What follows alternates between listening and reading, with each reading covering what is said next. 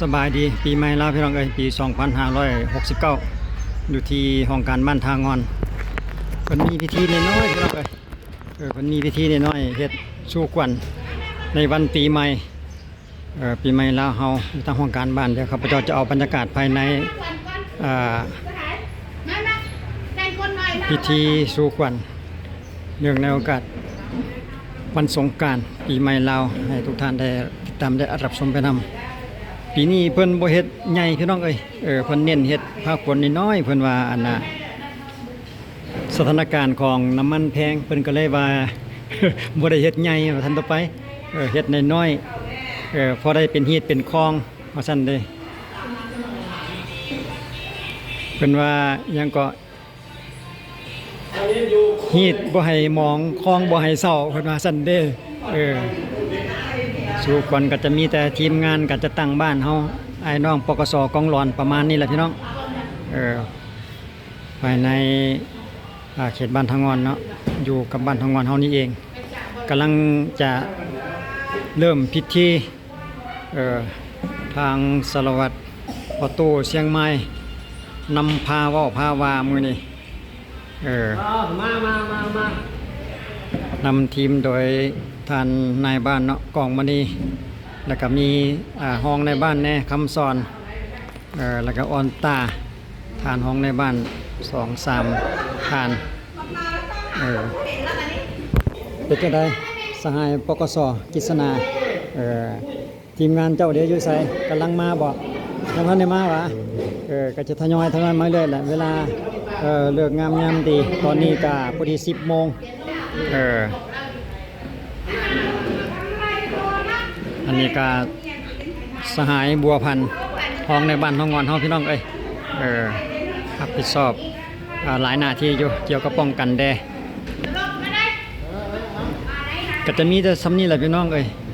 น้อยนึงทางทีมงานของสหพันธ์แม่ยิงแดพร้อมเพียงยังหน้าหลายคนก็ติดแดมีแขกมีญาติพี่น้องมาซุ่มอยู่เงินเนี่ยก็ได้แบ่งกันไปแบ่งกันมาว่าซั่นเด้อยู่เงินก็มีจังซี่อยู่ทางห้องการบ้านก็มีรวมเดียวแบบนี้นะนอกจากจุดนี้แล้วเดี๋ยวข้าพเจ้าจะพาทุกท่านไปรับชมภายในรอบๆบริเวณบ้านทางงอนเฮาแดแล้วก็เลาะเบิ่งว่าเงินใดที่ว่าเพิ่นมีรายการ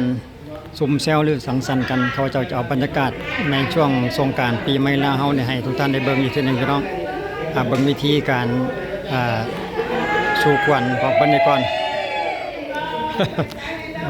มาฮอดเจียงให้หมอเท่าได้หามาฮอดเจียงหน้าหมอหลวงเดินเทียกว่าวัตถุบานได้เทียกเชิญมาเพื่ออยู่หาดน้อยหาดยือใครมาเด้อวันนี้อยู่ดีมีให้ทุกฝั่งพลังเด้อยังมีหาดน้อยอยู่ หาดน้อยหาดยือโอ้ขอตัวนี่คักหลายยังบ่ลืมหาดน้อยเด้ยังมีหาดน้อยอีก เอาต่อสาธุนะโมตัสสะภะคะวะโตอะระหะโตเป็นโลกนี้จะเป็นอะไรสัมมาสัมพุทธัสสะนะโมตัสสะภะคะวะโตอะระหะโตสัมมาสัมพุทธัสสะนะโมตัสสะภะคะวะโตอะระหะโตสัมมาสัมพุทธัสสะสาธุสัพเพกะเมจรูปีสิริสิกาลสติจัตตาลิเกวิมณีติปีลทีจักมีชโนวันนาคหาเนเกหวัตุภิกิติภูมาจายันตุเทวาชาลสารวิชเนยคากันตาปานาคาติสันตาสันติเกยังบุญจินังเจ้าดเมสุนันตุธรรมสาวนาคโลยังผาสันตาธรรมสาวนาคโลยังผาสันตาธรรมสาวนาคโลยังผาสันตาในช่วงนาทีเพิ่นผูกแขน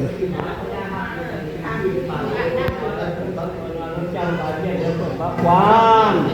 ตั้งกะนี้เมื่อนาเมื่อถูกโกนแล้วก็ขอหันมีก้าใดขายบานให้สุกขายหน้าแล้วก็จะคนตาหายมา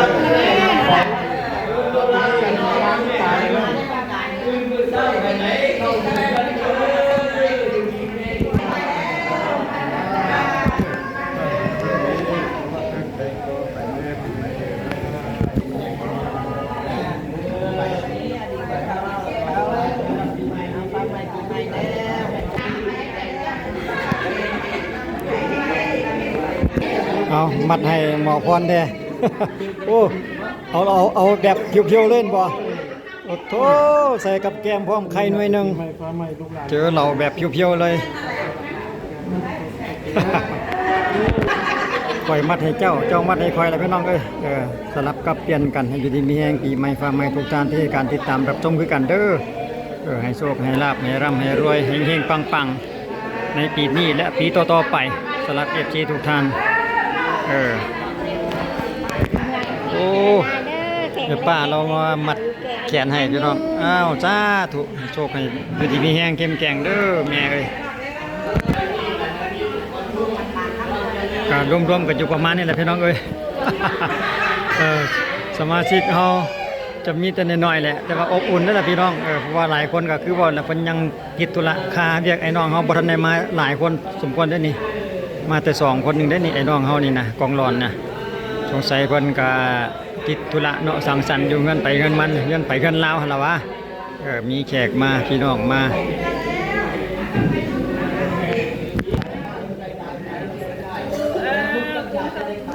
โอ้หัวหน้าปกสมัดแขนให้พี่น้องเอ้ยโอ้แข็งแรงมีมองซ้ายนี่แหละใส่ก็ใส่แบบจะเอาก็ไม่ได้มันนี่ นี่เอาการนายบ้านน่ะมัดแขนให้กัน โอ้ยเลยบ่ทันซ้ำเนาะมีการป้อนไข่นวลให้กันอีก มวนๆพี่น้องเอ้ยซื้อขนมมาหลานกล้องน้ำหลังมันจังดังให้เขาไปคนเลยเด้อไปคนแล้ว สรุปแล้วมีแต่บรรยากาศการผูกแขนพี่น้องเอ้ยผูกแขนให้ซึ่งกันและกันเลยเนาะทั้งนายบ้านและก็ทางสมาชิกต่างๆทีมงานการจัดตั้งนี่วะโอ้ก้อนไข่วะนี่โอ้โถคักหลายเอาสุดยอดหลายมวนเอาไปแดกน้ำมนต์ของแม่ป้าหันกับมาอีกแล้วหดน้ำมนต์ ป้อนไข่มาป้อนไข่เมียนายบ้านนั่นนะโอ้นี่ภรรยาของนายบ้านทางงอน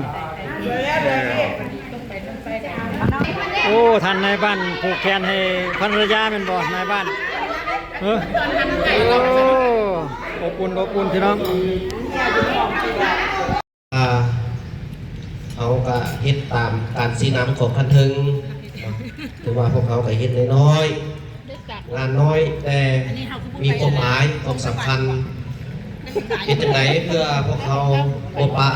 มี12ของ14ของเขาเนาะถือว่ารักษาได้ตามฮิตกองประเพณี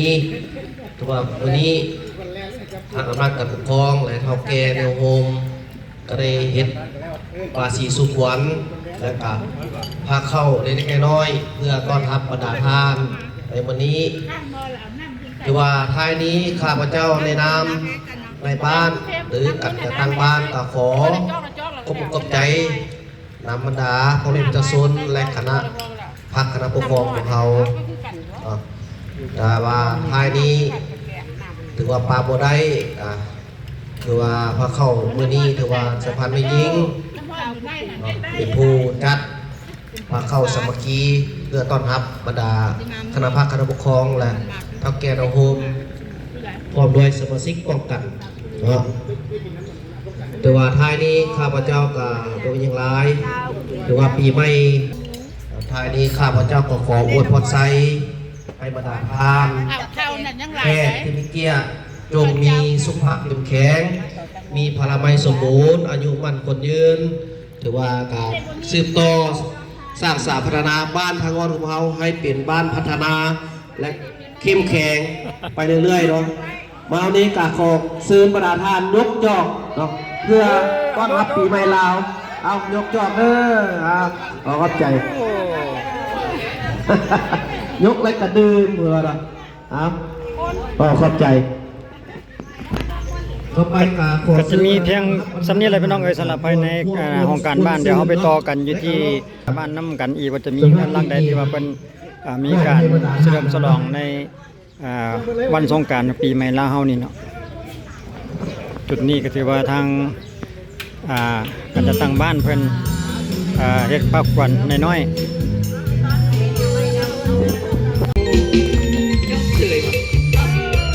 ขอบใจเด้อสำหรับเงิน สิบปล่อยเองๆรัวๆ ห้องเพลงมันเนาะเอ้ยนี่ ท่านเฮาให้เจริญยิ่งขึ้นไปมาเลือกตาเสกก็ได้เป็นตาเสกได้ในบ้านดอก คุณน่ะเอาขอบใจโอ้ให้นายพันธุ์พุ่นว่านี่มาส่งเบียร์นี่ปาดโถบ่ทันนายพันธุ์ตั้มมาส่งเบียร์เท่าใดเบียร์4 ลัง 5 ลังกำลังเตรียมจัด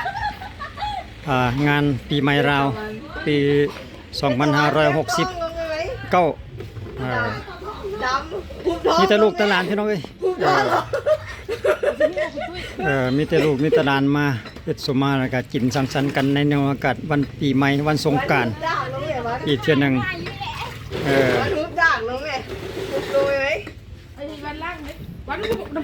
เอาแบบนั้นเลยวะแล้วก็เอาน้ำก้อนลงเต็งกันบ่บัดนี้นานเตวิธีเฮ็ดของเขาเบียร์5 ลังเศษบาทนี่กินให้หมดเด้อบ่หมดคันบ่หมดนี่ห้ามลักนี่เด้อเบียร์5 ลังนี่นะ อยู่ใส่รถผู้สิไปไหนมีโดนย่างมือ ตอนนี้ยังฮ้อนอยู่ค่อยๆข้ามลงแรงพุ่นแหละเพิ่นยังจีนยาวกันว่าซั่นเด้โอ้จังยันบ่พอ5 ลังนี่บ่พอแท้ๆอย่างน้อยต้องมี10 ลัง มาต่อกันที่บรรยากาศอยู่เฮือนของป่าพี่พี่น้องเอ้ยออกจากห้องการบ้านนะมาต่ออยู่พี่เลยเพราะว่ามีลูกหลานเพิ่นจะมาเฮ็ดสมมามื้อนี้ลูกหลานมาครบทีมเลยเด้อนี่เนาะจับเอาดึงเร็วมาลูกหลานมาสมมาพี่น้องเอ้ยในฟังไม่ที่เขาวัด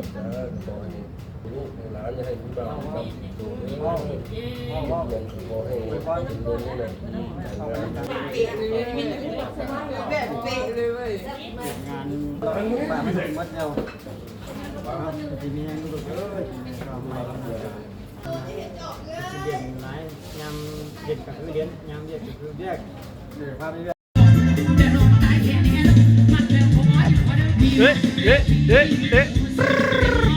จ๊ะ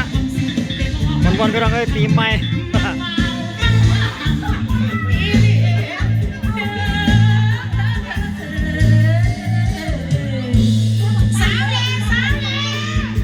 มีว่าสาวแหล่บ้านนาพี่น้องเอ้ย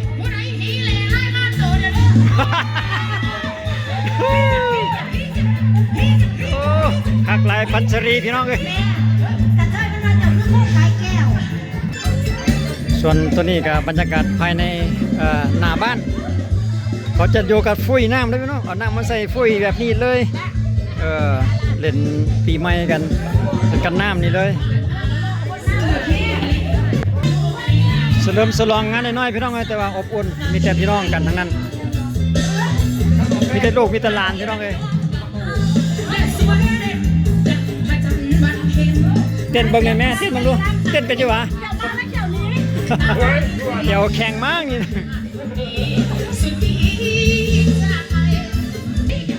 โอ้จังหวะนี่คักหลายเนาะจังหวะนี่นะ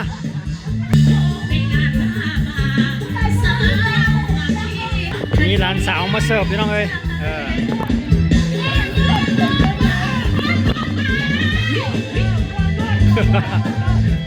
อันนี้ก็มีแต่ป้าเนาะ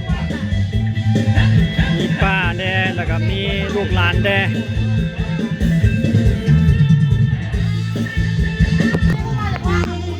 ลูกชายของข้าพเจ้าพี่น้องเอ้ยนี่แหละลูกชายผู้เดียวหน้านวลๆนี่แหละ